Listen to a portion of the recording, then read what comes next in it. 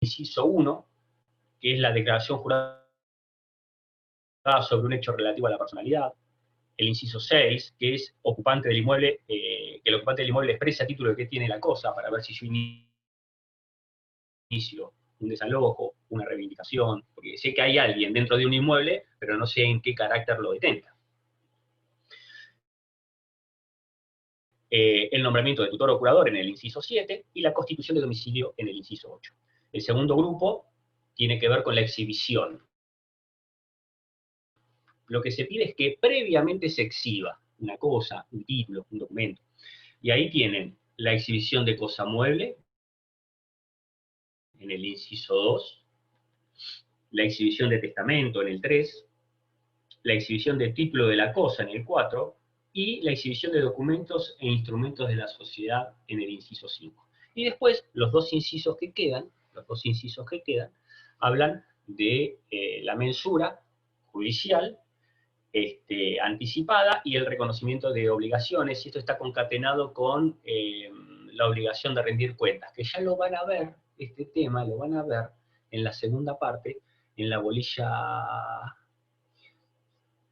12, creo, 12 o 13, una de ellas, en donde van a ver las 3 etapas de los juicios de rendición de cuentas. La etapa preliminar, que debería ser esta, la etapa sobre si existen estas cuentas, ¿no? La etapa sobre cuánto es lo que se debe, y la tercera etapa, que es el cobro de lo que se debe. Pero eso lo van a ver cuando vean la segunda parte. Lo importante es que este artículo 323, ustedes lo tengan presente y lo dividan así, porque si lo quieren estudiar de memoria, se va a complicar. ¿Quiénes son los legitimados? Dijimos, el 323 establece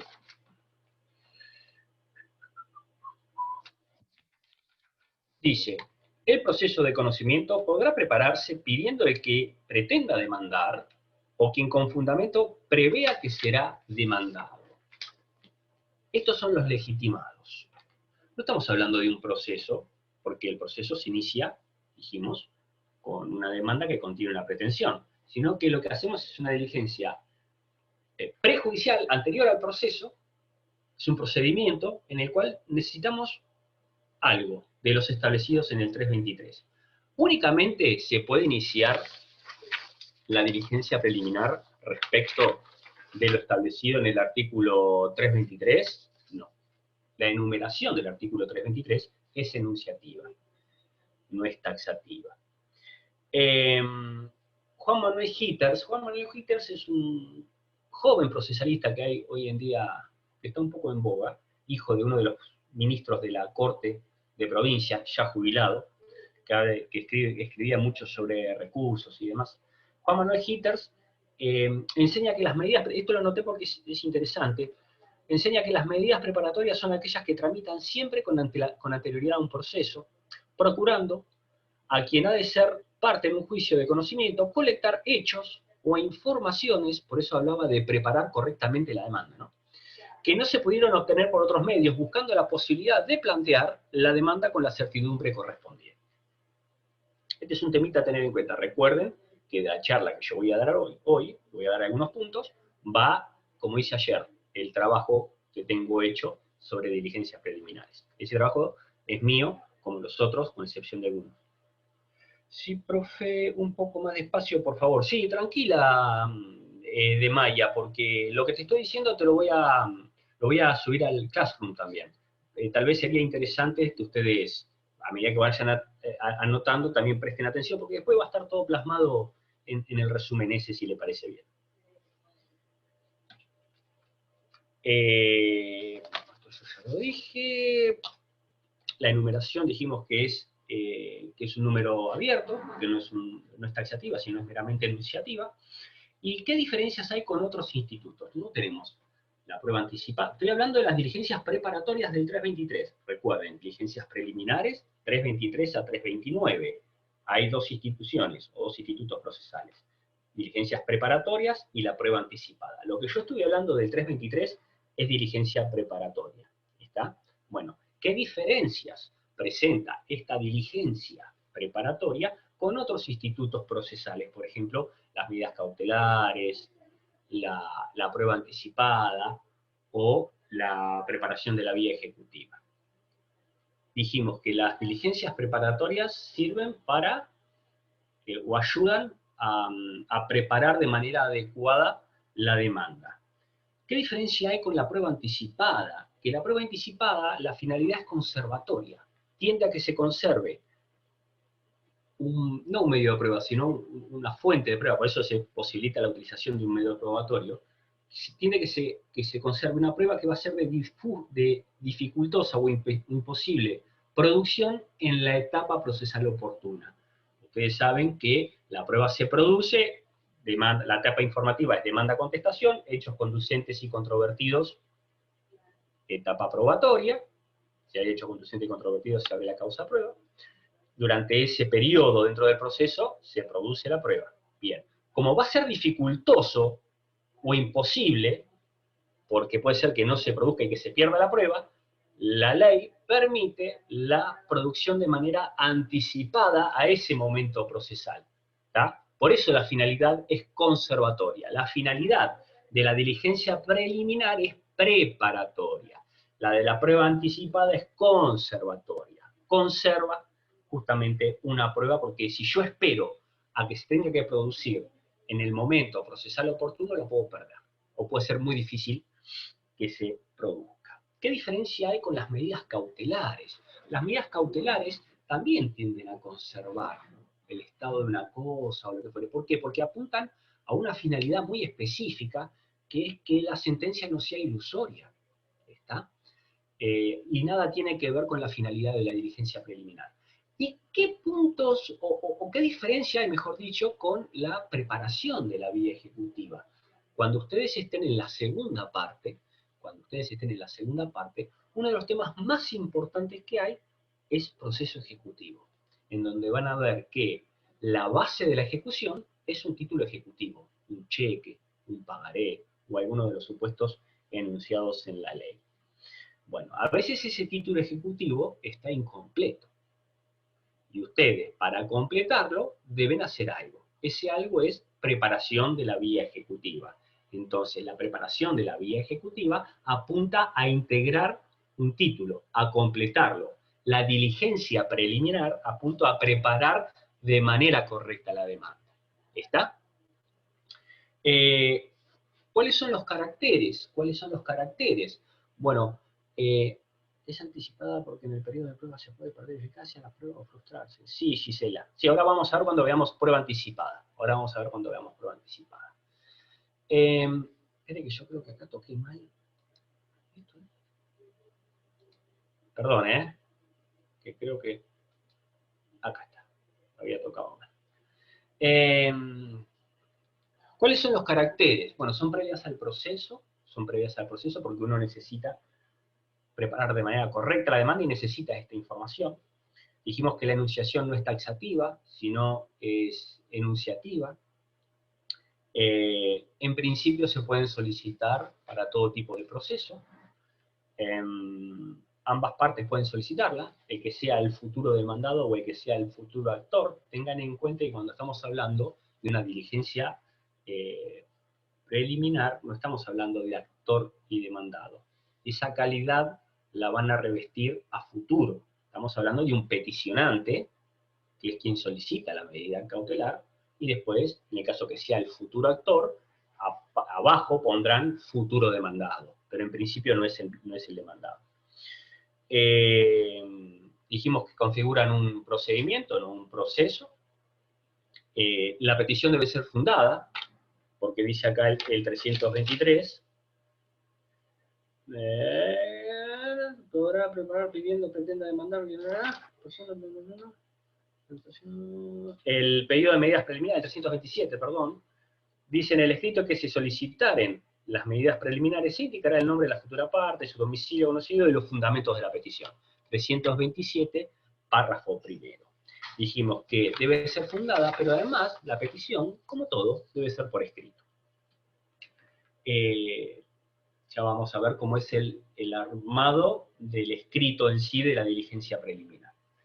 ¿Cómo es el trámite? Es decir, yo, me dice la ley, bueno, tiene que ser fundada por escrito, pero ¿cómo es el trámite? Yo presento el escrito en la Receptoría General de Expedientes. Hoy en día saben que por el tema del COVID, las últimas acordadas de la Corte establecen la facultad de presentar en receptoría de manera electrónica las demandas, las diligencias preliminares o lo que fuera.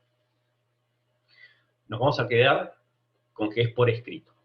¿Qué trámite se le da a la diligencia preliminar? Y para eso tenemos dos artículos, que este es el 324 y el 325. El artículo 324 hace referencia al trámite en el supuesto de la declaración jurada y el 325 a la exhibición. A ver, nosotros presentamos este escrito solicitando una diligencia preliminar con todos los requisitos que establece la ley, fundado, y si el juez lo declara procedente, no va a dar, no cita a la otra parte como en la demanda, sino que la ordena llevar adelante, a diferencia de lo que van a ver que ocurre en la prueba anticipada. Pero en la diligencia preliminar, si está fundado, directamente el juez ordena que se produzca esa diligencia preliminar. Esa resolución es apelable en el caso de que sea denegada, En el caso de que sea denegada. Acá no tenemos ni contraparte ni nada. ¿Cuál sería el procedimiento? Dijimos, dos artículos. Vamos por el primero, el 324.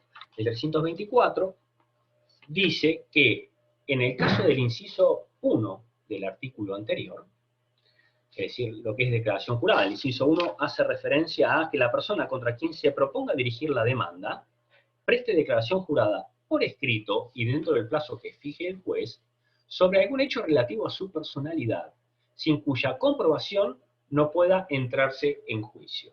Es decir, no sabés que el nombre o algo que ustedes necesitan saber para demandar de manera correcta. ¿Cuál sería el trámite? 324.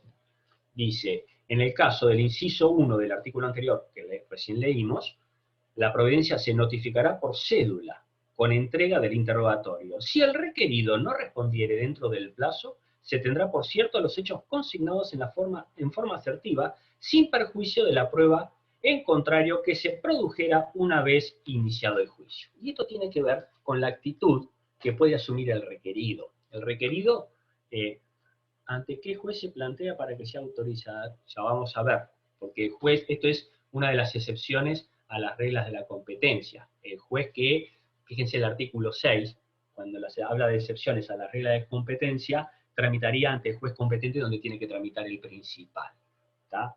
Sería un juez, acá en Mar del Plata, un juez civil y comercial, por ejemplo, del Departamento Judicial de Mar del Plata. Ustedes lo inician en la Receptoría General de Expedientes, procederán al sorteo, se realizará la diligencia y cuando vayan a iniciar el principal, recuerden que hay una mediación también, ¿no? De por medio. Denunciarán conexidad de que se diligenció en tal juzgado la diligencia preliminar. ¿Qué es lo que dice acá? Bueno, se presenta la diligencia preliminar, el juez, hablo del inciso primero, del 323, cuyo trámite está establecido en el 324. El juez, si lo encuentra que es procedente, ordena que libera una cédula con el interrogatorio. Y el artículo lo que hace es contemplar la posible actitud del requerido futura contraparte, que es que diga la verdad de todo lo que se le pregunta, que lo falsee o que no diga nada. Entonces, en realidad el gran problema se nos presenta cuando no dice nada, ¿no? Es decir, ¿qué significa? Que lo que yo dije en la diligencia preliminar ya es un hecho que se lo debe tener reconocido como si fuese una confesión ficta para cuando yo inicie el proceso posterior, y la verdad que no. ¿Por qué? Porque por algo la segunda parte dice, si el requerido no respondiere dentro del plazo, se tendrán por cierto los hechos configurados en forma asertiva, sin perjuicio de la prueba en contrario que se produjera una vez iniciado el proceso. Porque si una vez iniciado el proceso, ahí sí contesta la demanda el demandado, dice, no, mire, esto no es así, bueno, pero usted me guardó silencio respecto a aquello. Yo no puedo tener por cierto eso. Hay dos posturas, esa es la postura de Bacre, que es la que a mí más me interesa, pero si ustedes leen Arás y Rojas, dice que ese silencio es una presunción iuris tantum. Es una presunción iuris tantum, y está bien que así sea, porque está a la prueba que pueda llegar a producirse para que ese hecho no sea verificado, ¿está? Pero también habla de la fuerza del artículo 415, que tiene que ver con una confesión ficta, y ahí me parece que se excede. A mí me gusta más lo que le decía, lo que dice el amigo Bacré. En cuanto al trámite para la exhibición de cosas o documentos, eso lo establece el artículo 325, y establece que la exhibición o presentación de cosas o instrumentos se hará en el tiempo, modo y lugar que determine el juez, atendiendo a las circunstancias. Cuando el requerido no lo tuviera en su poder, deberá indicar, si lo conoce, el lugar en que se encuentre o quién lo tiene. Es claro el artículo en ese sentido. Cuando yo inicio una diligencia preliminar, ¿qué es lo que debo indicar en el escrito? Porque debo presentar un escrito, ya sea que lo remito electrónicamente como hacemos hoy en día, o porque lo presento en soporte papel en la Receptoría General de Expedientes. Yo debo darle un formato a ese escrito. Ese escrito debe observar la forma de todo escrito judicial, que los vamos a ver cuando veamos. Están subiendo las grabaciones de la clase, se me corta bastante. Hoy mi conexión, me gustaría escucharla nuevamente. Sí, creo que sí, que la están subiendo, María Emilia. Y además, reitero, van a tener esto mismo en un trabajo que yo les voy a mandar durante el fin de semana. Paréntesis. Cuando yo mando los trabajos, recuerden lo que les dije ayer. Los trabajos fueron confeccionados el cuatrimestre pasado por mí. Les mandé 2 más que no fueron confeccionados por mí, que son del doctor del Cerro y del doctor Ferrano. Costas, uno de los trabajos de Costas, y el otro sobre honorarios. Los que yo vaya a mandar, el de Costas, el de beneficio que mandé, el de diligencia preliminar, el de demanda, puede ser que lean que se van a mandar trabajos prácticos. Recuerden que como fueron del cuatrimestre pasado y no manejábamos el tema de Zoom, nosotros a esos trabajos se anexaban trabajos prácticos, que fue bastante complejo para los chicos. Como ahora tenemos las charlas estas, esos trabajos no se van a mandar. Es decir, tengan presente que de parte mía no se mandaron trabajos prácticos, porque me mandó justo una compañera a ver si mandaba los trabajos prácticos. No voy a mandar trabajos prácticos, porque tengo las clases y los resúmenes que les estoy mandando. Cierro paréntesis.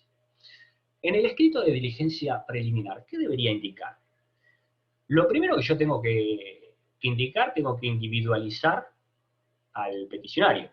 Es decir, ese peticionario puede actuar por derecho propio con el patrocinio del letrado, puede ser un apoderado, o puede ser un gestor procesal que invoque la figura de gestor procesal del artículo 48 del CPC y ratifique su gestión dentro del plazo establecido. Pero además yo tengo que individualizar quiénes van a ser los futuros o demandados o actores en el supuesto futuro juicio o proceso que se va a iniciar. También tengo que identificar cuál es la medida concreta que yo solicito, pero además la tengo que fundar. Y es muy importante la fundamentación, porque en función de esa fundamentación, el juez la va a declarar, dije procedente, no sé si procedente, me parece más admisible, o bueno, está bien, un poco habla de la procedencia, que no hay una resolución final. Bueno, si la declara procedente, va a mandar a llevar adelante. ¿Cuáles son los puntos más importantes de estas diligencias preparatorias? Bueno, el 323, más o menos para que sepan qué es lo que se puede realizar, pero divídanlo con el trabajo con la clasificación que les dije. El 324 y 325 en cuanto a qué modalidad asume el trámite, y el 327 que establece cuáles son los requisitos esenciales de este escrito. Fíjense también que es importante el 329, que trae a colación las sanciones ante el incumplimiento. Fíjense que el 329 dice: responsabilidad por incumplimiento.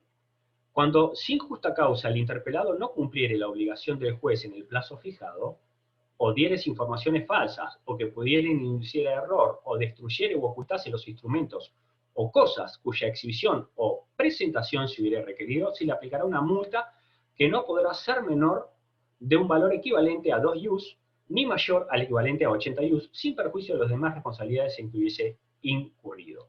La orden de exhibición o presentación del instrumento o cosa mueble que no fuere cumplida se hará efectiva mediante el secuestro y allanamiento de los lugares si resultase necesario. Fíjese que en lo que es declaración, en lo que es esa declaración informativa que se peticiona, la sanción es la multa. No me contesta mal, mal en el sentido de que me da datos falsos, incumple, multa. Pero si no exhibe, es multa más la posibilidad de solicitar el allanamiento y secuestro de lo que ustedes quieren que se exhiba. Es apelable, correcto, Gabriel, es apelable. La resolución que deniega la diligencia es apelable. Las diligencias caducan. En realidad lo que caduca es la preparación de la vía, el 523 y 524, dije los números porque no me acuerdo, se me fue de la cabeza. La preparación de la vía ejecutiva, eso es lo que caduca. En cuanto a las diligencias preliminares, no, porque en realidad interrumpen, hay dos posturas. Algunos dicen que interrumpen la prescripción, eso es lo que ustedes tienen que tener en cuenta, y otros dicen que en realidad no interrumpe la prescripción, no solo dice que no interrumpe la prescripción, que es Aldo Bacre. La prueba anticipada sí. Pero no hablo de que caduquen las diligencias, sí la preparación de la medida, sí la preparación de la medida, y las medidas cautelares también. Si ustedes no inician la acción principal y son solicitadas con antelación al inicio de la demanda, las medidas cautelares tienen un plazo de 10 días que pueden caducar. El fallo no establece que interrumpe la prescripción, correcto. Por eso, ustedes pueden, si lo leen a Aldo Bacre, dice que no. La jurisprudencia y la doctrina dice que sí, por eso digo, tengan presente la postura. Yo creo que sí, porque manifiestamente, creo que sí, interrumpe la prescripción. Y a partir de ahí se debería contar el plazo nuevamente, porque la interrupción de la prescripción no implica que no se sigan contando los plazos. Cuando finaliza, es decir, si finaliza la medida cautelar, tendrías que contar el plazo para ver la prescripción de la acción del proceso principal. ¿Se entiende, Gabriel? Gracias, bien. El otro supuesto es la prueba anticipada, que está regulado en el artículo 326 del Código. Si ustedes leen ese artículo, van a ver, una carta documento podría hacerlo, una carta documento, perdón, estoy con una carta documento no lo haces judicialmente, la carta documento la mandás vos por vía de correo. Por eso cuando les dije la definición es la posibilidad que tengo de recurrir a un órgano jurisdiccional para realizarlo cuando no lo pude hacer de otra manera. Una de esas formas de hacerlo de otra manera, sin recurrir al órgano jurisdiccional, es a través, por ejemplo, de una carta documento. Lo que es prueba anticipada, dijimos, la finalidad es conservatoria, tiende a conservar una prueba que va a ser de muy dificultosa o imposible producción en el momento procesal oportuno. La prueba anticipada se produce de manera anticipada al momento procesal que debe producirse, no necesariamente de manera anticipada al proceso. ¿Tá? Es decir, una prueba anticipada puede ser peticionada con antelación al proceso o ya comenzado el proceso, pero con antelación al momento procesal oportuno donde debería producirse. El artículo 326 dice que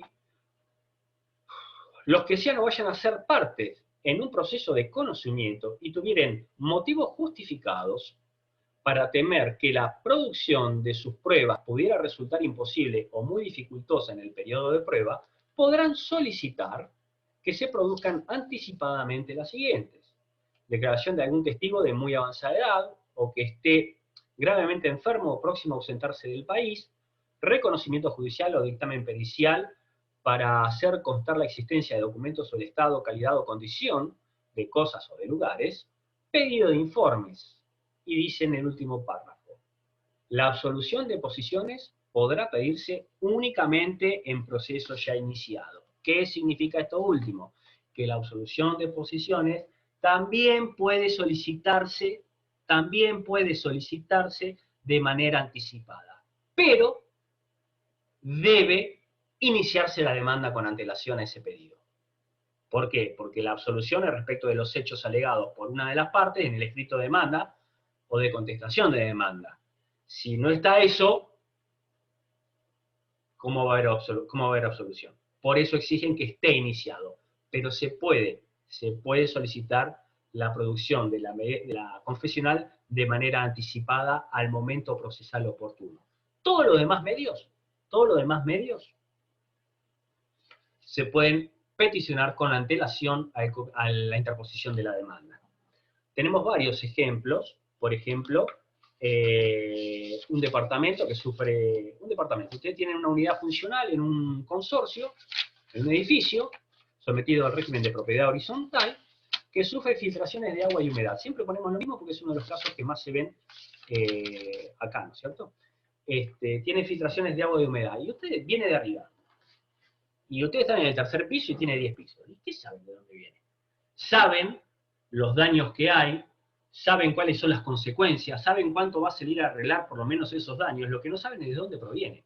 Y los que ya dieron reales saben que dentro del régimen de propiedad horizontal hay partes comunes y hay partes exclusivas. Si el daño reconoce su origen en una parte común, la responsabilidad es del consorcio.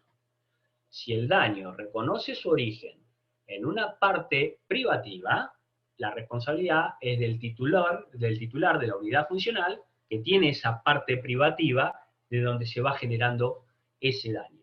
Entonces, si yo inicio un daño sin perjuicios, porque tengo una filtración que me cae del cielo raso agua, y no sé si viene del cuarto, o de un caño troncal, o de lo que fuere, y sin haber hecho la prueba anticipada, con un perito arquitecto o un ingeniero, y posiblemente si le pifio voy a tener que pagar. Por eso ustedes lo que van a tener que hacer es iniciar una prueba anticipada de carácter pericial y van a citar a los que serían los futuros demandados, que es el propietario y el consorcio. Si luego de finalizada la prueba se sabe a través de la prueba pericial que el daño se generó en una parte común, ustedes iniciarán el juicio de daños, si no lo arreglan antes, ya directamente contra el consorcio, porque saben que viene de ahí, y lo liberan al particular. ¿Se entiende cuál sería la herramienta de esto? Leonardo, ¿va con un segundo acto procesal de absolución de prisioneros o puede con la presentación del escrito de demanda? Si puede ir la prueba anticipada con el escrito de demanda, ¿decís, Leonardo? ¿El pedido de prueba anticipada confesional con el escrito de demanda? Sí. Sí, porque ya lo tenés al escrito de demanda. Lo importante, ¿por qué es importante esto? Porque tiene que ver con los hechos alegados por vos en el escrito de demanda y que decís que la otra parte fue la que los hizo. Ya vas a ver cuando veas el concepto de confesional. Pero sí, correcto, sí, coincido contigo. ¿Cómo es el trámite? El trámite es de la siguiente manera. Ustedes interponen ante la Receptoría General de Expedientes esta prueba anticipada. Por ejemplo, en este supuesto que les dije del departamento. Y citan al consorcio y al titular de la unidad funcional de arriba. Bien. La receptoría va a sortear. Se sortea un juzgado. Ese juzgado se va a fijar si es procedente el pedido de prueba anticipada y si considera que la debe llevar adelante, va a notificar, ahora sí, ¿a quién? Va a notificar al consorcio y al otro futuro demandado. Al otro futuro demandado que es el titular de la unidad funcional de arriba. ¿Para qué? Y para que fiscalicen la prueba, para que controlen la prueba.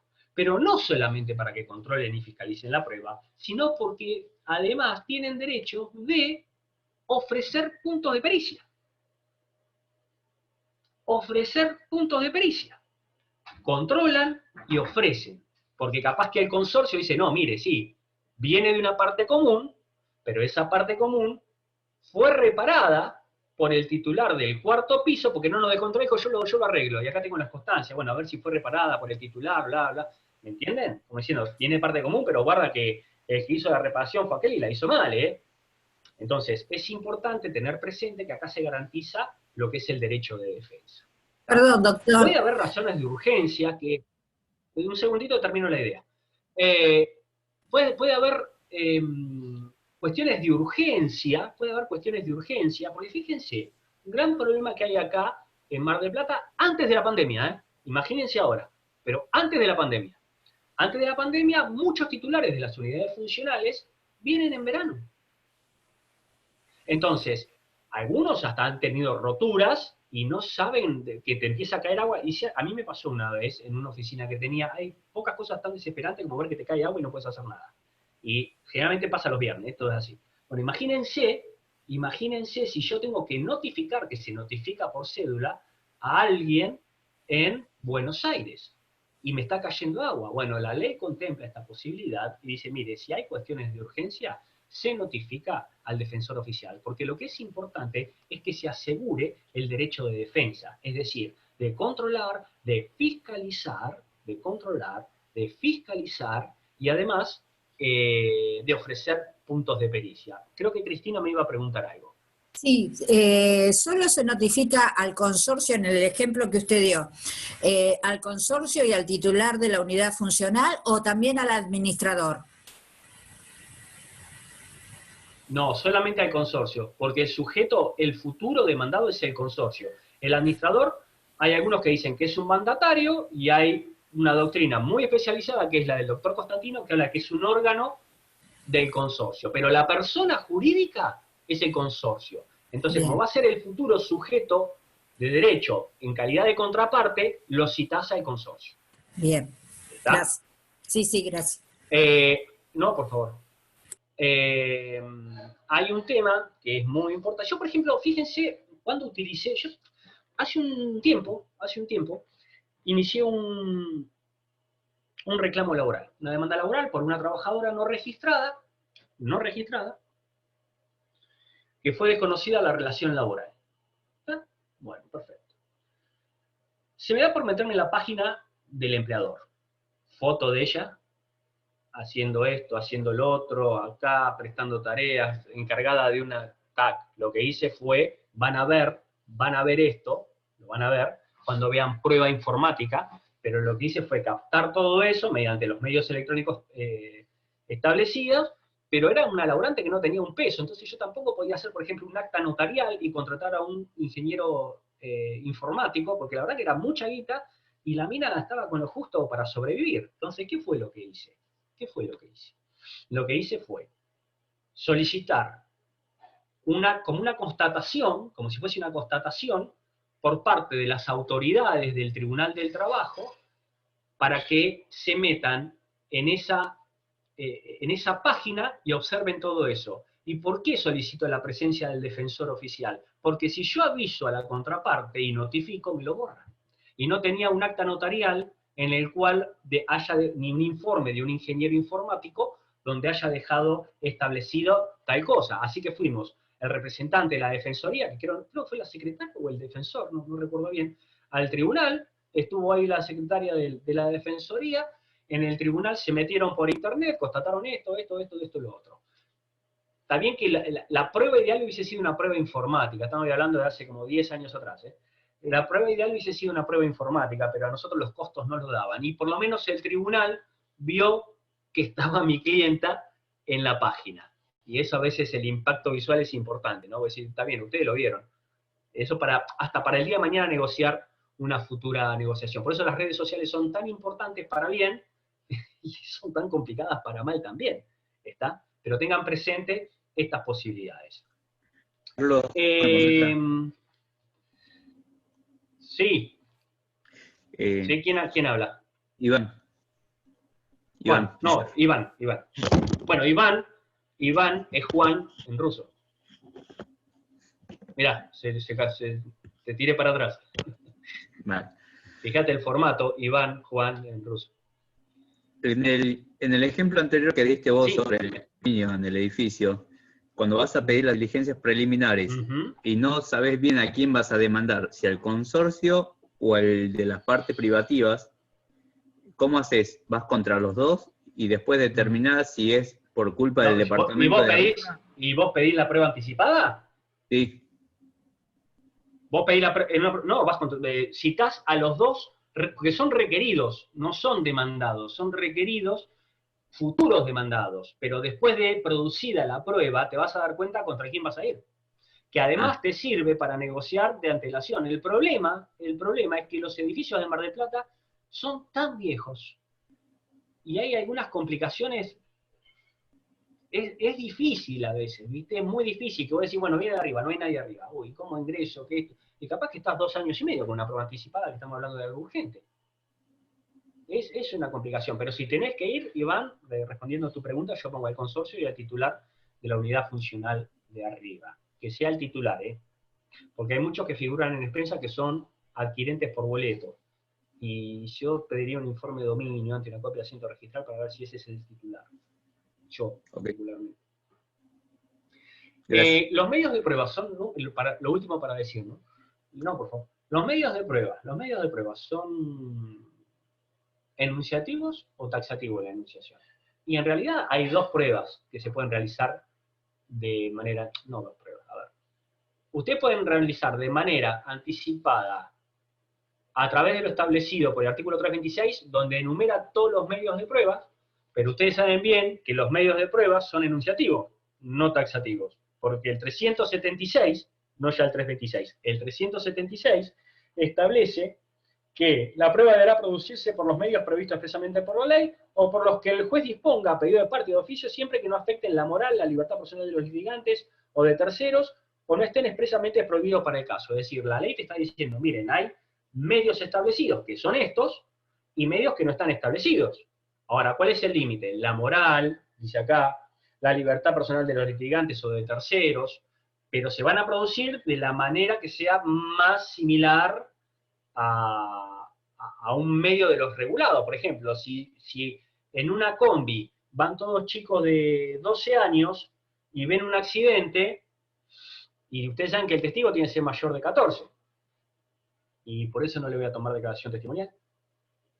Sería una declaración de un menor, bueno, habría que tomar todos los recaudos, pero no estoy hablando de un chico de 4 años, sino un chico de 12 o 13 años, y la manera más, por más que no esté establecido esto expresamente en el código, no está prohibido, y la manera más similar para hacerlo es a través de la testimonial. ¿Se entiende? Eso sería más o menos lo que es diligencia preliminar y prueba anticipada. Les voy a dejar, o les voy a mandar vía este fin de semana, porque lo que hice hoy, tanto de este punto como de demanda, fue hacer algunas correcciones, porque hubo tanta cantidad de acordadas en todo este tiempo que hay que ir retocando. Pero en principio, todo lo que dije acá está volcado ahí. Y todo esto que está acá está tomado de 4 o 5 autores diferentes. ¿Está? Así que directamente ustedes pueden complementar la lectura que están haciendo de sus manuales o códigos comentados con este trabajo. Y escuchando si tienen paciencia, otra vez la charla. Finalizamos el punto 4. El punto 4, y ahora arrancamos con la unidad temática 4. La unidad temática 4 es una de las más lindas que hay para estudiar. Pero no solamente de las más lindas que hay para estudiar, sino de las más sencillas que hay para estudiar. Porque realmente no es intervención de terceros, no es litis consorcio, sino que es una de las más sencillas que hay. Y es un muy buen momento para estudiarla cuando uno es estudiante, así queda bien fijo esto. Fíjense que arrancamos con demanda.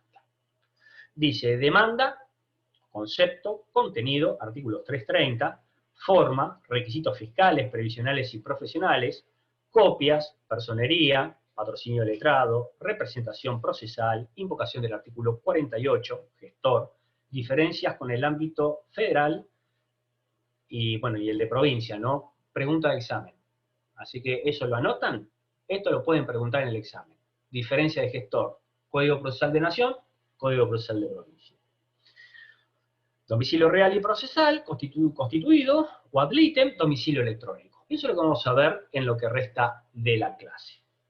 Cuando nosotros vemos el escrito de demanda, yo les voy a recomendar, yo generalmente les recomiendo los libros, yo sé que después ustedes estudian del libro que tienen, pero para cuando se vayan armando la biblioteca. Cuando se vayan armando la biblioteca siempre es bueno tener, a mí por lo menos me gustan mucho los libros, mi señora me reta porque gasto mucho en libros,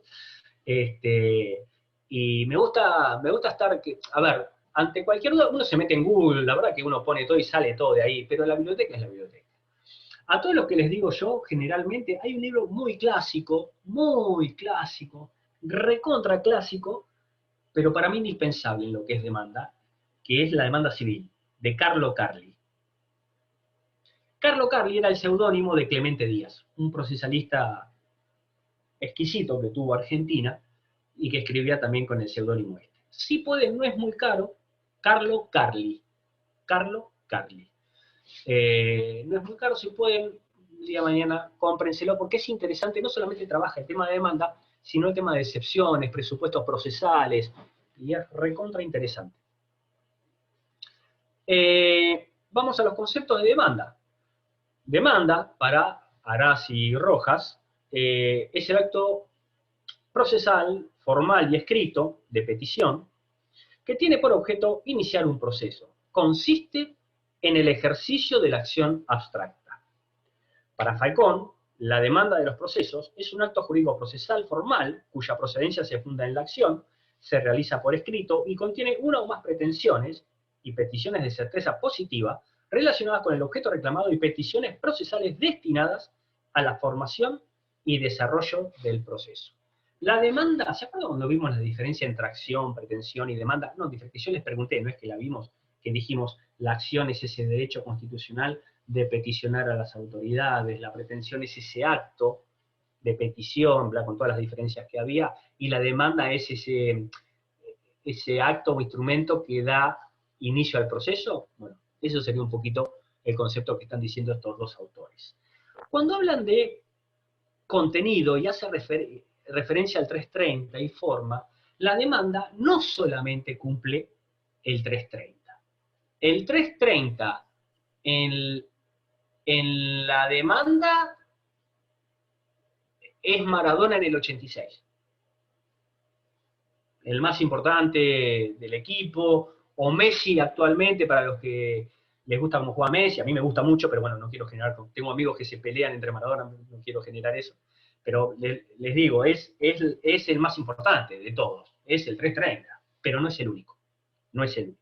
Cuando ustedes lean lo que yo les voy a mandar, van a ver que esta demanda debe cumplir, o en este contenido se deben cumplir una serie de artículos que van de la mano con el 330, sin perjuicio de que la luminaria va sobre el 330. Cuando ustedes arranquen con el estudio de demanda, van a ver que habla de requisitos de admisibilidad y requisitos de fundabilidad o procedencia. Cuando se habla siempre de admisibilidad, cuando ustedes escuchen que algún doctrinario dice algo de admisibilidad, hace referencia a las formas. Hace referencia a las formas. Y esa admisibilidad se analiza al momento en que se interponga la demanda. Esos requisitos de forma. Los de fundabilidad o los de procedencia de la demanda son aquellos necesarios para obtener una sentencia beneficiosa. Estamos hablando del derecho, de la titularidad del derecho, del interés. ¿Eso dónde se ve? En la sentencia. ¿Está? En la sentencia. Cuando nosotros vemos los requisitos de admisibilidad, vemos los requisitos de forma. ¿Qué forma tiene que tener una demanda? Yo me acuerdo cuando vi una demanda civil por primera vez. Y la primera pregunta que yo me hice fue, ¿cómo saben estos tipos que tienen que escribir así?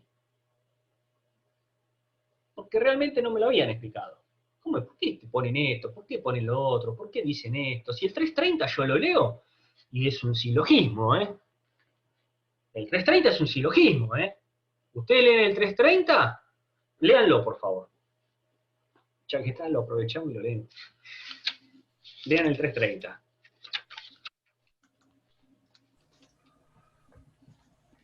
Si alguno lo quiere leer o lo leo yo, como quieran. La demanda... Carlos Carli, Graciela, correcto. Carlos Carli. Forma Sí. de la demanda. La demanda será deducida por escrito y contendrá: 1. El nombre y domicilio del demandante. 2. El nombre y domicilio del demandado.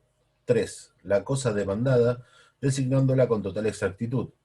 4. Los hechos en que se funde, explicados claramente. 5.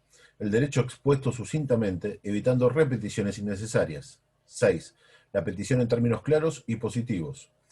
La demanda deberá precisar el monto reclamado, salvo cuando al actor no le fuere posible determinarlo al promoverla, por las circunstancias del caso, o por la estimación, o porque la estimación dependiera de elementos aún no definitivamente fijados, y la promoción de la demanda fuese imprescindible para evitar la prescripción de la acción. En estos supuestos no procederá la excepción de defecto legal. La sentencia fijará el monto que resulte de las pruebas producidas. Bien.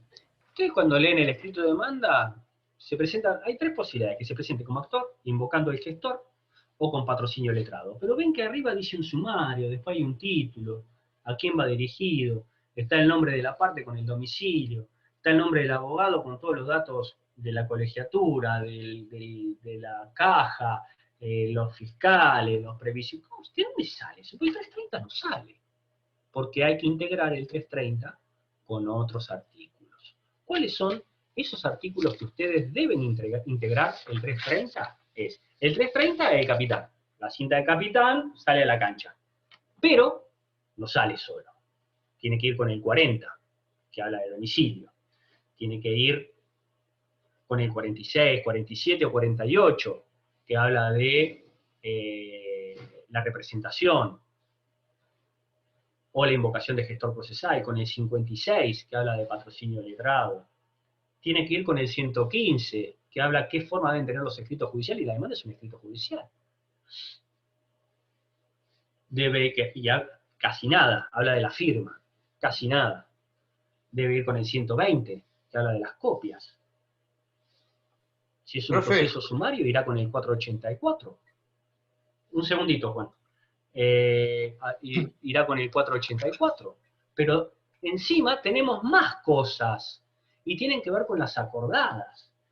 La acordada antes era la 2514 que establecía todo esto del formato. Bueno, ahora es la 3975, que indica, además de lo que decía la 2514, el celular del abogado. ¿Está? Puede ser con la 3886, si los escritos en soporte papel, la digitalización, etc. Bueno, todo eso que les digo está plasmado en este trabajo. Porque además, si es un escrito de demanda, ustedes ven que cuando hay un escrito de demanda, hay un sumario arriba, que es un poco una síntesis de quién es la parte actora, de quién es la parte demandada, de cuál es la materia, cuál es la documentación que se adjunta, cuál es el monto del proceso, a veces algunos ponen, las copias para traslado. Eso surge de una acordada, que es la 3397, artículo 50. Eso, con la adjunción de un sobre a ese escrito de demanda, con los formularios y más, eso está en la acordada también, lo van a ver. También está la acordada 3350, no, creo que más o menos está todo. La estructura, ¿por qué la estructura es así?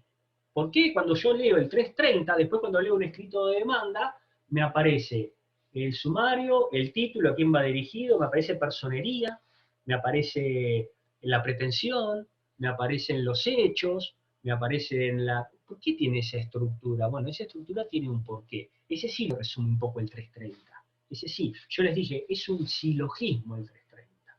¿Se acuerdan cuando nosotros estudiábamos premisa mayor, premisa menor, conclusión? ¿Se acuerdan? ¿Está? La ley mayor, bueno. Acá el pensamiento es el mismo. ¿Cómo pensamos nosotros? Cuando nos vienen y nos comentan, nosotros pensamos siempre dos cosas, cuando vienen y nos comentan el caso. Cuando nos van relatando los hechos, nosotros automáticamente pensamos quién, ante quién, cómo y contra quién. ¿Quién? ¿Contra quién? ¿Ante quién y cómo? Legitimado activo, legitimado pasivo, juez competente, tipo de proceso. Pero lo que pensamos, y esto sí tiene que ver con el 330, es el 330. ¿Qué es lo que dice la ley? ¿Qué fue lo que pasó? ¿Qué pido? Si ustedes se ponen a ver el 330, es eso. Porque el 330 les dice la cosa demandada, designándola con exactitud, los hechos en que se acunden, qué fue lo que pasó, la premisa menor, el derecho expuesto, sucintamente, premisa mayor que dice la ley, y ahí tienen qué pido, qué fue lo que pasó y qué me dice la ley. El formato no importa, pero la manera de pensar es eso. ¿Está? Juan, me ibas a hacer una pregunta.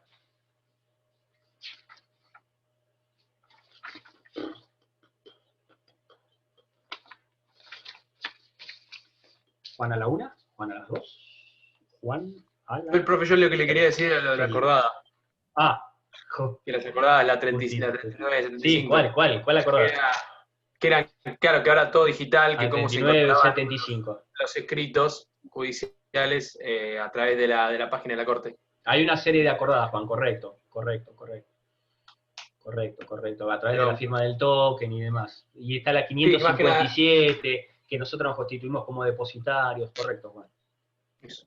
Correcto. ¿Cuáles son los requisitos? Los requisitos de forma, ustedes cuando lean el 330 lo van a ver, y van a ver que la demanda va a contener lo que es un encabezamiento. Lo que hago es el escrito de demanda, todo esto que les estoy explicando, en el trabajo lo van a ver desarrollado y de dónde viene. Cuál es el artículo que te lo pide, qué es lo que se está pidiendo y demás. Los requisitos de forma. ¿Cuáles son los requisitos fiscales, previsionales y profesionales de la demanda? El requisito fiscal tiene que ver con la tasa de justicia. Dijimos, litigar no es gratis en la provincia de Buenos Aires, no es gratis en ningún lado. Pero, hablo de la provincia de Buenos Aires, que es lo que nos interesa ahora, se tiene que pagar una tasa, que es la tasa de justicia. Ese es un requisito fiscal. Si es un monto pecuniario, estamos hablando del 2,2% del valor, que ustedes no deberían abonarlo en la medida que hayan solicitado o soliciten en el escrito de demanda el beneficio de litigar sin gastos, y después ese beneficio haya sido otorgado de manera definitiva. Pero en principio, el requisito fiscal por excelencia es la tasa de justicia. Esta tasa de justicia surge ¿de dónde? Y del Código Fiscal. Surge del Código Fiscal. Y también de la Ley 15.170. Hay algunas tasas que están fijas. Por ejemplo, el tema si ustedes se quieren constituir como querellantes, como particular damnificado en una causa penal, hay una tasa de justicia fija que ustedes deben abonar, lo mismo que en el tema del divorcio. Es importante que vean cuál es la referencia para pedir el monto de la tasa de justicia. Además de la tasa de justicia, yo Carlos Turina, coloco como requisito fiscal a la contribución sobre tasa de justicia. ¿Y por qué le digo yo, Carlos Turina? Porque la mayoría, por lo menos de los docentes, establece que la contribución sobre tasa de justicia es un requisito previsional, y les voy a explicar por qué. Ustedes pagan tasa de justicia, que es el 2,2%, en principio del valor del proceso, en el caso de que sea un valor pecuniario, sino de lo que fuere de acuerdo a los requisitos que exige la ley. El 10% de ese 2,2% se paga en concepto de contribución sobre tasa de justicia.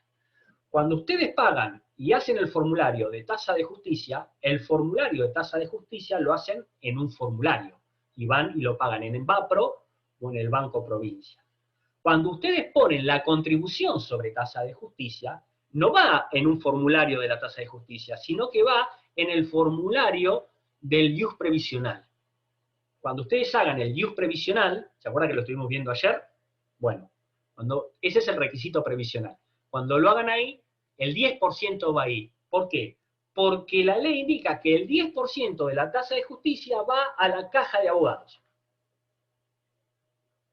Entonces, la mayoría de los docentes de la cátedra dicen, no, Carlos, eso es un requisito previsional porque va a la caja.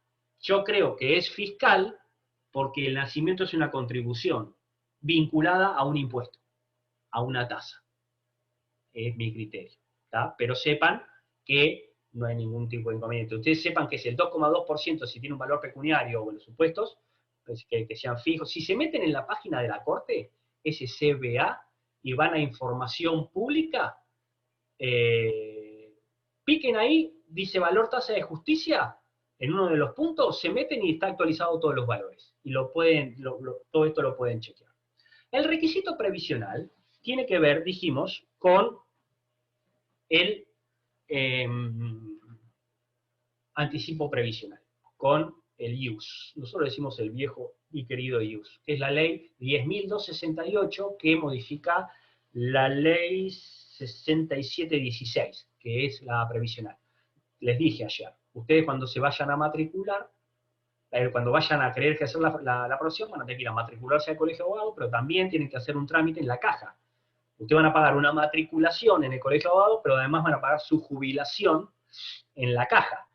Y además tienen la obra social, si quieren contratar, etc. La caja tiene una cuota anual complementaria, que es X cantidad de plata, que se fija de acuerdo a la antigüedad que tienen en el ejercicio de la profesión y a su edad, y que todos los años lo fija la caja provincial. Muchachos, es esto. ¿Cómo se nutre? Se nutre de los aportes.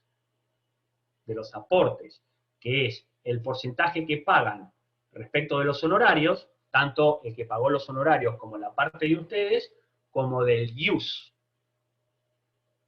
La ley 10.268. ¿Está? De ahí se nutre la CAO. La contribución sobre tasa de justicia no va ahí, va para la caja. Pero el previsional, lo que les dije recién, el IUS y los aportes honorarios, sí va a la CAO. Por eso yo digo que para mí la contribución está más vinculada con la parte fiscal que con la parte previsional. Porque la parte previsional se nutre de esas dos cosas. Opinión mía. Entonces, fiscal, requisitos fiscales, tasa de justicia, contribución sobre tasa de justicia. Previsional, el IUS, el anticipo. ¿Y dónde viene esto? De la ley 10.268. Esa ley 10.268 que modifica el artículo 13 de la 6716, establece que al iniciar su actuación profesional en todo asunto judicial o administrativo, con la única excepción de las gestiones que no devenguen honorarios, el abogado deberá abonar como anticipo y a cuenta del 10% a su cargo, que fija el inciso A del artículo anterior, la cantidad de IUS previsional, cuyo valor monetario móvil representará una suma que no podrá ser superior al 3% del monto de jubilación ordinaria básica normal, actualmente 720. ¿Qué significa? Ustedes van a tener dos IUS. Dos IUS. El IUS arancelario, ¿cuánto vale un IUS? Y eso es con lo que te regulan honorarios, hoy en día es 1870, creo, si no está actualizado. Y el anticipo previsional, que es 720 pesos. Cuando ustedes se presentan en un expediente, cualquiera que sea, tienen que pagar este IUS. Si ustedes no pagan este IUS, la ley lo que les dice a los magistrados y funcionarios es que no se le va a cursar ningún escrito. Pero la jurisprudencia desde hace mucho tiempo, de manera errónea, sostenía, ya lo ha cambiado, que si vos no pagás el IUS, te intiman. Y si no lo pagás dentro del plazo, te tienen por no presentado el escrito. Te tienen por no presentado el escrito. Te tenían por no presentado el escrito. Había un fallo Asiquian en su quiebra que estableció la notificación por cédula. Pero fíjense que ustedes, por no presentar, les retiran el escrito. ¿Y si ese escrito es nada más ni nada menos que la contestación de demanda?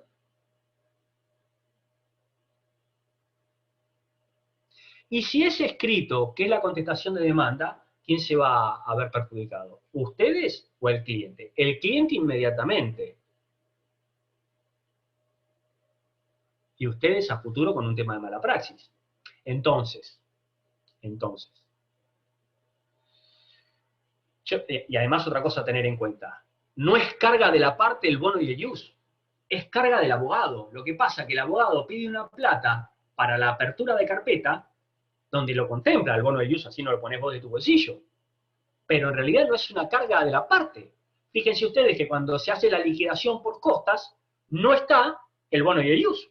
El bono porque hablo de que va a venir ahora el requisito profesional, que sigue la misma suerte.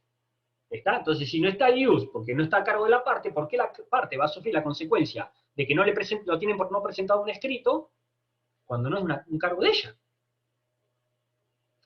la jurisprudencia fue mutando y arrancó en los juzgados, en los tribunales laborales, en donde lo que hace el tribunal laboral es, te intiman a que abones el anticipo previsional.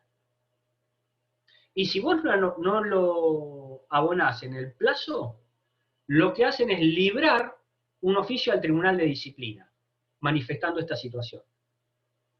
Pero nada más, te tienen por presentado. Es decir, contemplaron que la parte no se tiene por qué ver perjudicada por la falta del pago del IUS. Porque encima, ese anticipo previsional va a estar descontado en el momento que ustedes tengan que pagar los aportes de la parte del 10% de ustedes. Es más justo, Graciela, correcto, es más justo. Porque además lo otro es una exigencia, un rigorismo formal que no tiene sentido, porque encima la ley no lo decía. El requisito profesional es el bono 8480. Ese bono 8480, que para nosotros, que hace muchísimos, hace 25 años que estoy en esto, era el bono verde, estoy contando de que eres estudiante, era el bono verde, porque antes era un taloncito verde que se llenaba, lo llevabas a mano y lo pagabas, hoy día se hace todo online. El anticipo que hablé recién va a la caja e integra la CAO.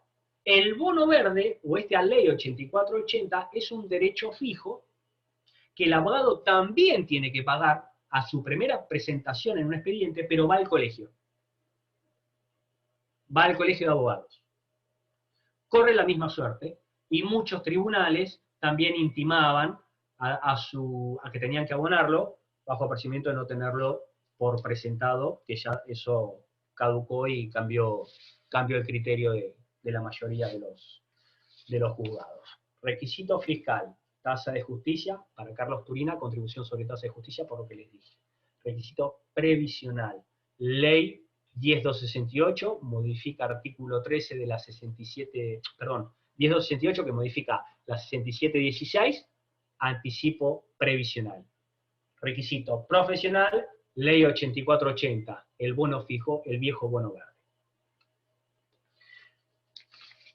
Otro de los puntos que dice el programa tiene que ver con las copias, artículo 120. El artículo 120 dice, por favor, acompáñenme con la lectura, dice, de todo escrito que deba darse vista o traslado de sus contestaciones y de los que tengan por objeto ofrecer pruebas, promover incidentes o constituir nuevo domicilio, y que los documentos con ellos agregados deberán acompañarse de tantas copias firmadas como partes intervengan.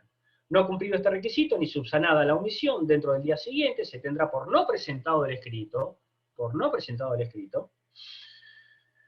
o el documento en su caso, sin que requiera intimación previa, es decir, la notificación es por nota de esto, y se dispondrá su devolución al interesado dejándose constancia en el expediente. La reglamentación de superintendencia establecerá los plazos durante los cuales deberán conservarse las copias en secretaría, que dan 2 meses. Si vos no, es decir, de todo escrito que tenga que darse traslado, como de la documentación, había que presentar copia.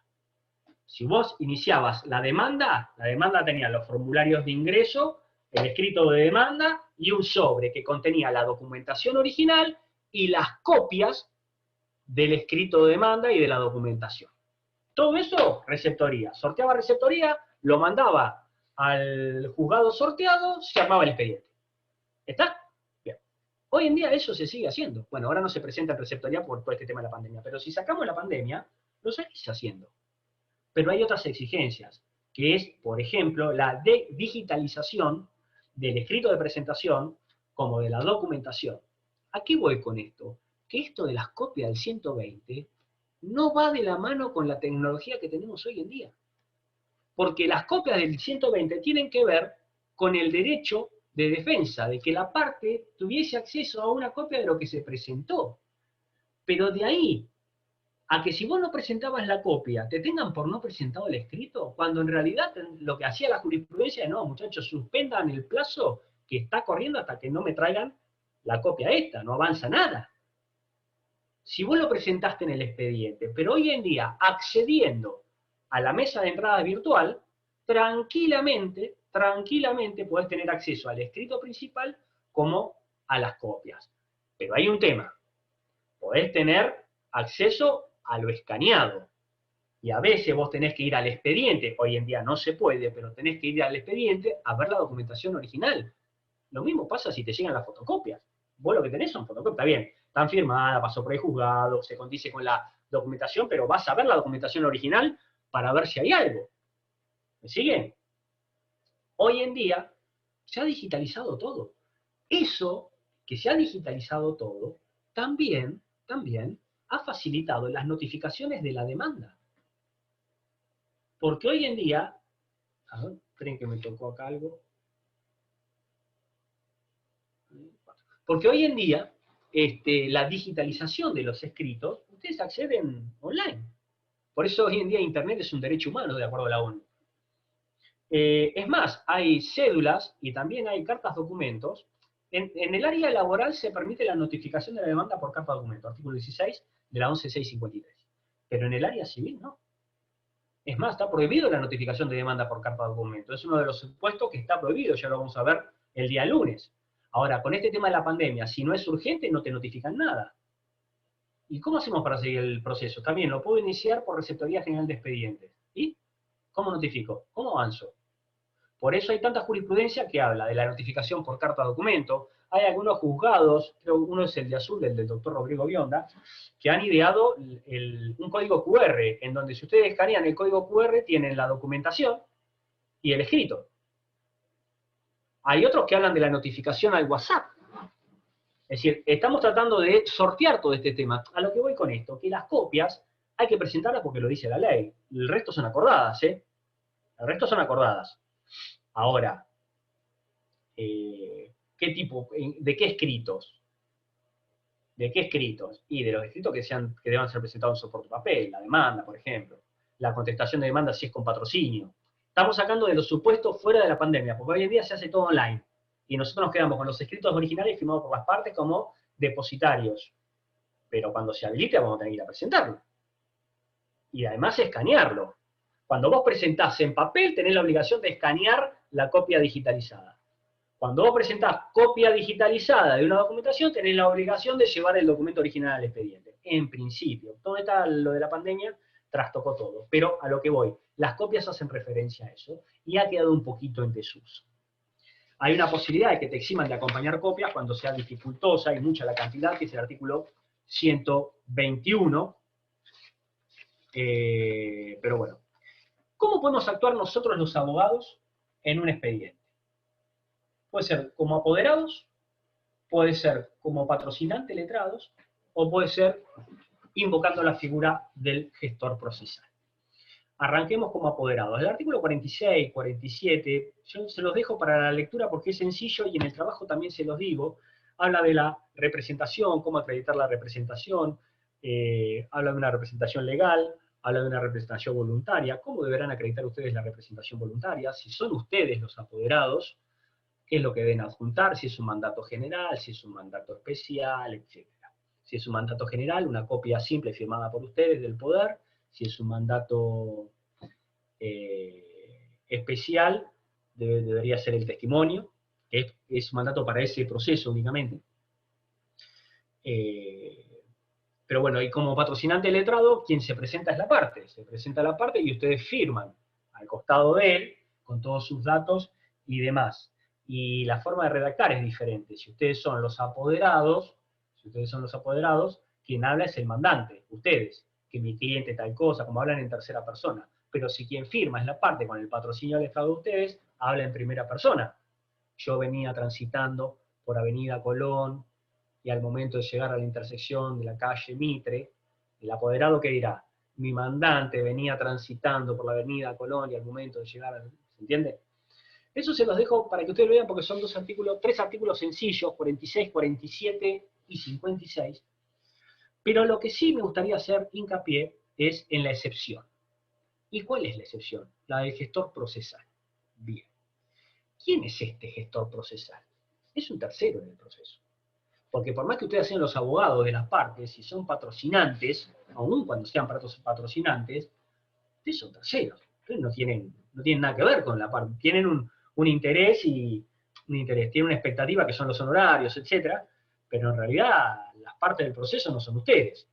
¿Pero qué es esto? Es una excepción a la regla donde o firma la parte o vas como apoderado. Y es la posibilidad de que alguien, invocando la figura del artículo 48 del Código Procesal, sin acreditar ni adjuntar los instrumentos respectivos, ni la ratificación respectiva, pueda peticionar. Y la ley le permite que haga eso, pero con algunos requisitos temporales. Y acá hay una diferencia importante entre el Código Procesal de Nación y el Código Procesal de Provincia. En el Código Procesal de Nación,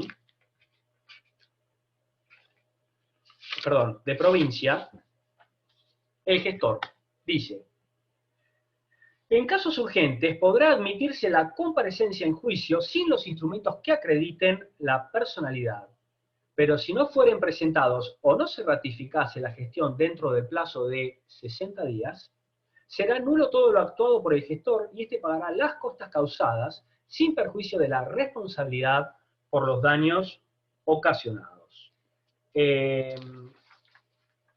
Nación, espera que estoy buscando el de Nación, a ver si lo encuentro. El de Nación dice: cuando deban realizarse actos procesales urgentes y existan hechos o circunstancias que impidan la actuación de la parte que ha de cumplirlo, podrá ser admitida la comparecencia en juicio de quien no tuviere representación conferida.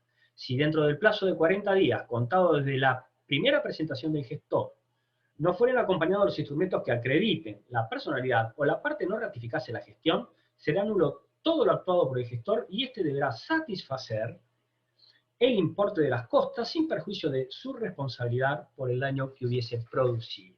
Vamos por partes. Acá hay una serie de diferencias.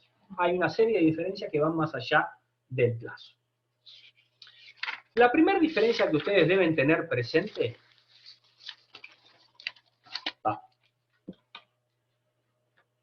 a tener en cuenta. Consejo de alguien que ya hace años que está en esto. Cuenten los plazos desde la invocación, no desde que el juzgado lo tiene por invocado. Si yo hoy presenté un escrito invocando la figura del 48, el plazo lo cuento desde hoy, desde mañana si quieren. Punto 1. Punto 2. 40 o 60 días, nación, provincia, son hábiles. Son hábiles. Pero ustedes agarran un almanaque, casi escribo en la pared, me mata mi señora, agarran un almanaque o lo ponen en el celular y pongan a los 60 días de corridos vencimiento del 48, por las dudas. Yo lo que hago es, ¿vos querés que yo invoque? No, porque me voy a ir de viaje. Bueno, firmame todo esto, ratificas. 5 o 6 ratificas en provincia. 5 o 6 ratificas, andá de viaje que yo invoco y al día siguiente yo tengo que presentar la ratificación, porque no me quiero olvidar. Porque la verdad que una vez me pasó que me olvidé, no me olvidé, yo recién empezaba. Esa es la realidad, yo recién empezaba.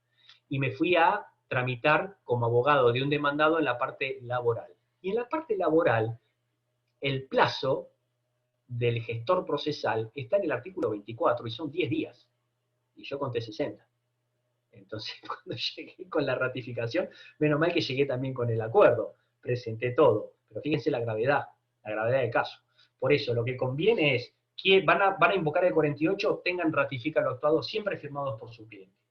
Siempre firmados por su cliente. Es esencial eso. Hay una serie de diferencias entre nación y provincia. A anotar. Primera diferencia. Provincia, 60 días. Para ratificar o para adjuntar los instrumentos que acrediten la personalidad, dice. Nación, 40 días. Ambos son hábiles.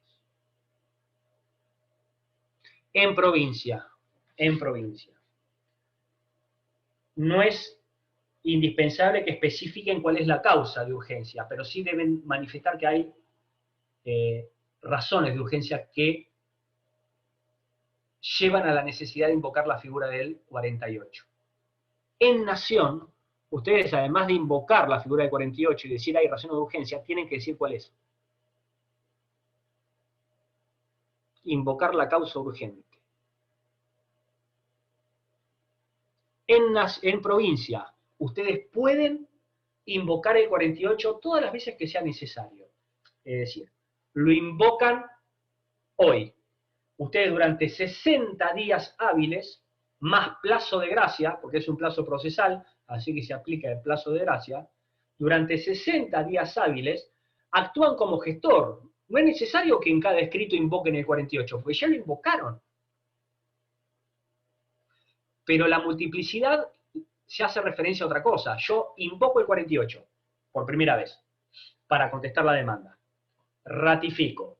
Perfecto. Invoco el 48 por otro motivo.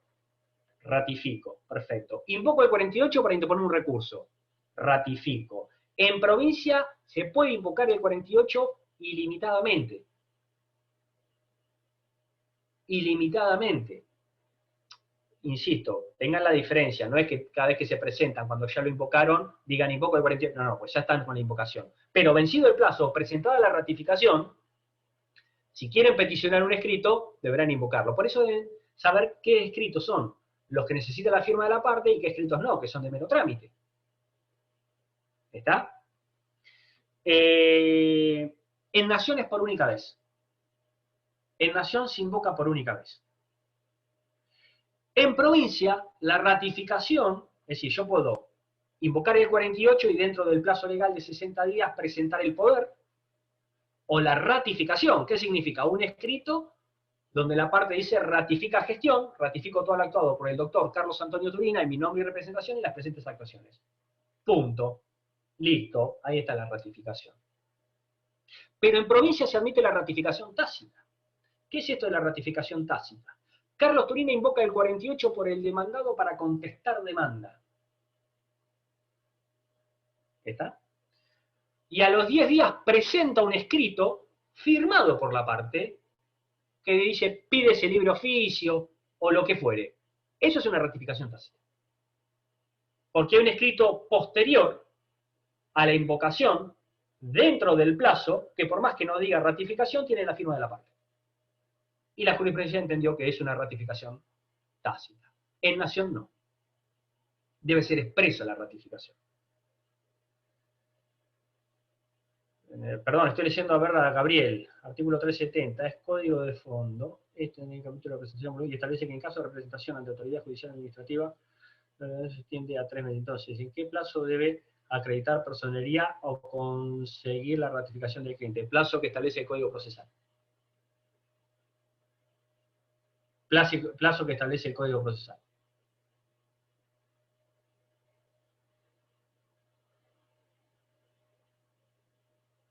¿Está?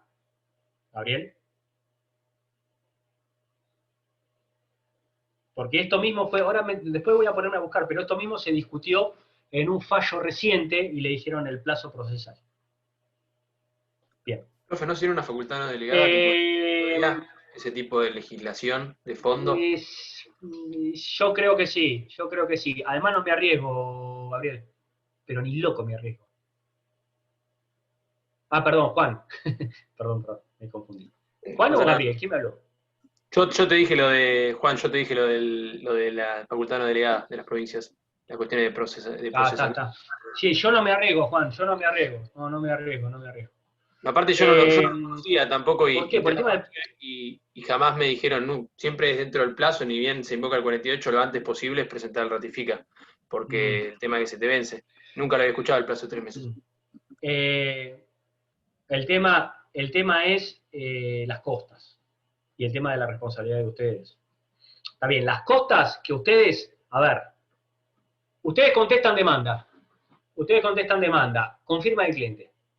Y después invocan el 48 para cualquier cosa, qué sé yo, para que se reitere un oficio, por ejemplo. Se te vence el 48.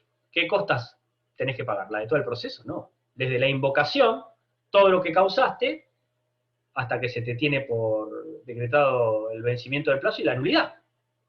¿Se entiende? No hay que tener que pagar todo el juicio porque fíjense cuál es el acto por el cual se invocó el 48 y cuáles son las consecuencias que produce. Lo último, y ya los dejo descansar, que hoy es día viernes, que estamos 9:45, tiene que ver con la constitución de los domicilios. Acá tengan en cuenta, por favor, chicos, lo que es el domicilio real, artículo 73 del Código Civil y Comercial, el domicilio, el del 74 también del Código Civil y Comercial de la Nación. El 40, cuando hace referencia al domicilio, hace referencia al domicilio constituido. Es decir, además del domicilio real, nosotros debemos constituir un domicilio procesal. Algunos le ponen domicilio legal, los viejos abogados, tomo 2, no. Es procesal o ad litem, que es el domicilio para litigar, que generalmente coincide con el domicilio del estudio jurídico del abogado.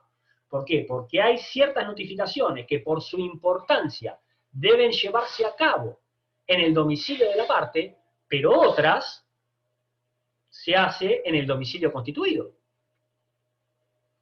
Y estamos hablando de la época en que se notificaba por soporte papel, porque yo les voy a decir que se agregó además. Este domicilio procesal lo que hace es facilitar las notificaciones, porque ustedes habrán visto en la acordada 3397, en el capítulo referido a notificaciones, que el oficial de notificador actúa de manera diferente si es un domicilio denunciado o si es un domicilio constituido. Entonces, el tema es constituir dentro del radio del juzgado donde está tramitando el proceso un domicilio que facilite justamente estas notificaciones. Las más importantes se llevan a cabo en el domicilio real de la parte, por ejemplo, notificación de demanda, la que es por excelencia, por ejemplo, absolución de posiciones, en algunos supuestos, por ejemplo, la notificación de la traba de la medida cautelar, por ejemplo, la notificación de la rebeldía, notificación, por ejemplo, de honorarios de parte si alguien quiere cobrar los honorarios, la notificación del domicilio real, etc. Ahora bien, yo les dije recién lo de las copias, esto en la época de soporte papel, si tiene sentido. Y nosotros, la verdad, tenemos el domicilio constituido por el 40, pero nos llegan muy pocas cédulas. Te diría que nada. ¿Por qué? Porque hoy en día también es y hacia la forma, es la constitución del domicilio electrónico. Ustedes cuando empiecen a ejercer, además de ir al colegio de abogados, ir a la caja, hablar con su contador o contadora, o lo que fuere, van a tener que tener un token. Y van a tener que tener un sitio en el portal de la Corte, que ahí les van a llegar todas las notificaciones electrónicas. Fíjense ustedes que todo lo que es domicilio procesal o electrónico está en el artículo 40, y lo que hace referencia al domicilio electrónico fue modificado por la ley 14.142. El artículo 40 dice que toda persona que litigue por su propio derecho o en representación de terceros deberá constituir domicilio dentro del perímetro de la ciudad que sea asiento del respectivo juzgado o tribunal, conjuntamente con una casilla de correo electrónico que será la asignada oficialmente al letrado que la asista, donde se le cursarán las notificaciones por cédula que no requieran soporte de papel y la intervención de oficial notificador. Estos requisitos se cumplirán en el primer escrito que se presente o en la audiencia que concurra, si es esta la primera diligencia en que interviene. En las mismas oportunidades deberá denunciarse el domicilio real de la persona representada, se diligenciarán en el domicilio legal todas las notificaciones del domicilio de nacional real, bla, bla. La importancia de la constitución del domicilio electrónico. Este artículo 40, ustedes lo van a tener que sumar a otros artículos más provenientes de acordadas. Artículo 3 de la acordada 3845, esto lo vieron con la doctora Arrieta cuando vieron notificaciones y demás, ¿correcto? Domicilio electrónico, esto seguramente lo han visto con Nancy. La acordada 3540 en el anexo único, la resolución 1407 del 2016 que establece. Es importante que ustedes, cuando hablan de notificaciones en el domicilio electrónico, lo que es muy importante, chicos, lo que es muy importante es que sepan cómo funciona el sistema de notificaciones electrónicas. Ustedes deben conocer cómo funciona el sistema de notificaciones electrónicas. ¿Qué pasa si yo no constituyo domicilio procesal ni electrónico? Ahí se aplica el artículo 41 del Código Procesal. Dice, si no cumpliere con lo establecido en la primera parte del artículo anterior o no compareciere quien haya sido debidamente citado, queda automáticamente constituido el domicilio legal en los estrados de juzgado o tribunal, salvo en los casos del segundo párrafo del artículo 59. Así se practicarán las notificaciones de los actos procesales que correspondan en la forma y oportunidad determinadas por el artículo 133. Si no se denunciara el domicilio real o su cambio, las resoluciones deberán notificarse en dicho domicilio, se notificarán en el lugar que hubiera constituido y en defecto también de este se observará lo dispuesto en el artículo anterior. Entonces te tienen por constituido en los estrados de juzgado y las notificaciones empiezan a operar Ministerio de Ley. Bueno, terminamos el primer punto. A ver qué dice acá.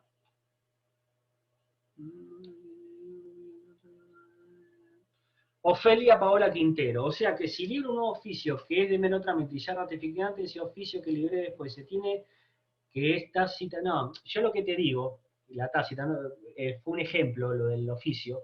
Tengan presente que para ratificar un gestor procesal, una invocación como gestor procesal en la provincia de Buenos Aires, podés adjuntar el instrumento que acredite tu personalidad o personería, que es el mandato respectivo, general o especial. Podés adjuntar una ratificación o podés presentar un escrito firmado por la parte con posterioridad de lo que sea, pide préstamo de lo que sea, que se te va a tener por ratificado de manera tácita, Ofelia. A ver, Victoria Márcico, en naciones tácita, en provincias expresa. No sé de lo que me estás hablando. No, profe, ¿A qué te referís, Victoria? ¿No es una ratificación tácita en bien. nación? No, perdón. Sí, en nación la ratificación es expresa. Ah, lo anoté ahí mal, expresamente entonces. hay que ratificar. En provincia es tácita. Ah, listo. Admite los 3 supuestos que les dije. Listo. En nación admite 2, o presentarse el poder o una ratificación expresa.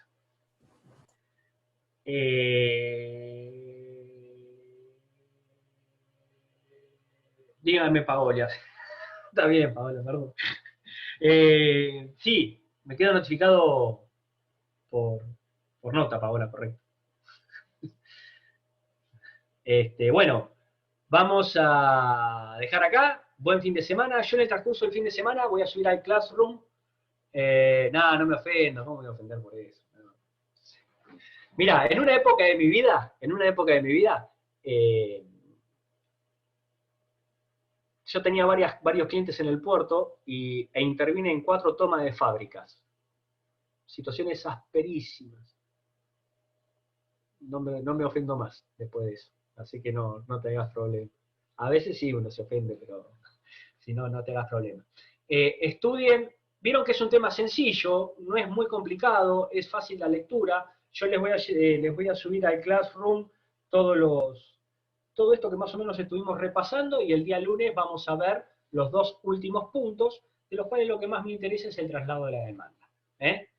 Listo, chicos, buen fin de semana. Nos vemos. Chau, profe, gracias. Gracias, buen fin de semana. Chao. Chao, Carlos. Chao. Buen fin de semana. Buen fin de semana, Chicos. Gracias. Chao.